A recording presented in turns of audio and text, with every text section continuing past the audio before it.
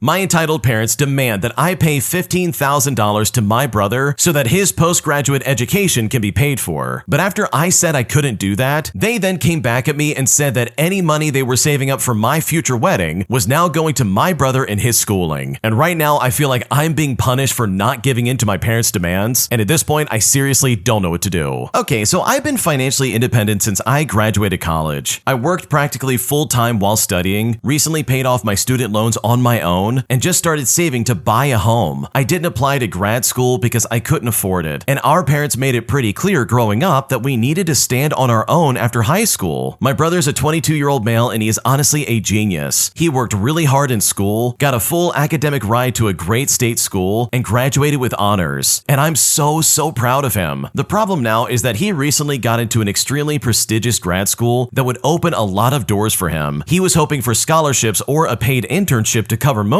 of it, but it's not enough. And now he's facing tuition and housing costs in one of the most expensive cities in the country. Well, my parents asked if I could help out and suggested I contribute around $15,000 to get him through the first year. They said they would match it and then he would take out loans for the rest. But you know what? I said no. I've been working for over a decade on my own goals, and I'm just now starting to save for a house. I don't feel comfortable putting that on hold, especially when I had to turn down opportunities because there was no help available to me. During the conversation, my mom got frustrated and said that they would be using my other fund to help him instead. I asked what she meant, and she said they had set aside about $25,000 for me back when I was in college, and apparently this was meant to be used for a future wedding. I was completely blindsided. I had no idea this fund existed. I asked why I wasn't told about it when I was considering grad school, or even now while I'm saving for a home. She said it was always intended for a wedding, not for school or property, and since I haven't needed it, as I'm not engaged or in a relationship, they decided to give it to my brother because he has more immediate need. And you know what? I'm not gonna lie, I was pissed off. I never got a chance to make a case for how I could have used that money, and now it's just being handed over to somebody else. I told them I felt hurt and I felt left out, but my mom said I was being unfair and that the money was never promised, and if I didn't want it for a wedding, then it made sense to use it for something meaningful. My brother told me he didn't know about the wedding fund either, and he understands why I would be upset, but said that he didn't ask for it. He just wants to go to school, and he thought that we were all trying to support each other. I know my brother worked hard and isn't trying to take anything from me, but I can't help but feel like my parents are punishing me for being practical, because right now I seriously don't know what to do. Okay, I'm gonna be completely honest with you, I don't think there ever was a fund. I think your parents are 100% lying to you. This is all just a wild guess, by the way. I have no evidence to back this up. But from the sounds of it, it seems like they only brought up this mysterious $25,000 as a way of guilt-tripping you. They want you to feel bad because they don't want to pay for your brother's schooling. Like, that's all this reads to me, because like, honestly, why would they bring that up in the first place? It really seems like such a low blow as just a means to, like, I don't know, guilt trip you and be like, oh, okay, I guess if you're not gonna do that, we'll have to use our other fund to pay for it. You know, the one that was meant for your wedding. Oops, I guess that's not gonna go anywhere. It's like, dude, you're so full of crap, it's not even funny. I don't believe that for a second. Like, all of that comes off as incredibly petty and just their way of like manipulating the situation, because from the sounds of it, they didn't help you with a single thing when it comes to school. You worked your butt off, you can fend for yourself, and you literally have done everything you can to make things work. So for your mom to come back at you and be like, oh well, I guess you won't have any money for your wedding, like, that's really dumb. I don't understand that, and I think she's just saying that to try and manipulate you. Because at the end of the day, your brother can absolutely take out student loans, and that is definitely not your problem in the slightest. If you like Am I the Jerk, you're probably going to love Am I the Genius. Check it out, link down below in the description. Also, go to amithejerk.com/submit if you would like to submit your own stories. An entitled boomer gets incredibly angry at me for eating my lunch in my car, as she literally makes a scene over the dumbest reason I've ever heard in my life. Here's what happened. Okay, somebody please tell me I'm not crazy. I went to the library this morning, and across the street is a grocery store. I did a little shopping, and then I got a salad from the bar to eat for lunch. It had rained all morning, so I decided to eat in my car since the outside tables were all wet, and there were no other seating options. So I'm listening to the classical music station, quietly playing, eating my salad in my car, which is parked on a side street next to the library, at a parking meter that I paid for that has about an hour left on it. Now, it's important to note that this is an upscale area of the city, and the library is about a half block down from where the residential area starts. I believe I was eating the salad in a normal way, with a fork and everything, and I was looking at my phone. I drive a newer model Jeep Compass, very boring car. No odd bumper stickers or anything like that. The engine was off and there were lots of empty spaces on the street. So with all that in mind, tell me why not one, not two, but three boomers walked by, stopped to stare at me in my car for like minutes at a time before finally shuffling off. The third one then actually tapped on my window, and when I rolled it down a little exacerbated, I asked if I could help her. She looked at me and said, "What are you doing?" I said to her, "Well, I'm eating my lunch." She then looked at me and said, "They have tables right over there, you know." I looked at her confused and I said, "Yeah, but they're wet." She then gestured wildly and vaguely and said, "I live right up there." Now at this point, I stopped responding and I rolled up the window in her face because it's like, okay, yeah, cool story, lady. I'm gonna go ahead and finish my salad. She then let out a huff and stomped off. And I'm honestly still very confused about this entire interaction. Good lord, this is like the prime example of, listen, just mind your own business and do your own thing. And guess what? Eating lunch in your car is not that big of a deal. I used to do that all the time in my old job and it was completely fine. So I can't imagine someone walking up and being like,